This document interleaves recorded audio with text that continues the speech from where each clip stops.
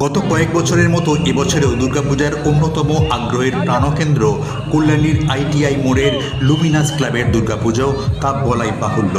মায়ানমারের ইরাবতী নদীর পশ্চিম তীরে অবস্থিত সিম্বিউম প্যাগোডা বা বৌদ্ধ মন্দিরের আদলে তৈরি এই মণ্ডপটি সুউচ্চ 180 ফুটের এই প্যান্ডেলটিতে ভিন্ন রকমের লাইটের কাজ মুহুর্মুহুর সুন্দর সুন্দর মায়াবী আলোয় পরিবর্তিত হয়ে সৌন্দর্যের চরম শিখরে পৌঁছে দিচ্ছে, যা এক কথায় অপূর্ব।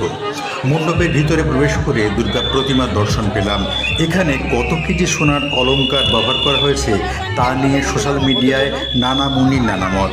তাই আমি এই ক্লাবের কর্মকর্তাদের কাছে সরাসরি প্রশ্ন করে জানতে পারি যে মোট 104 কেজি সোনার অলংকার বা গয়না ব্যবহার করা হয়েছে এবং প্রতিমার উচ্চতা 22 ফুট। এবার মাপ পরিমাপের কচকচানি থেকে বের হয়ে এসে বলি, এই মণ্ডপে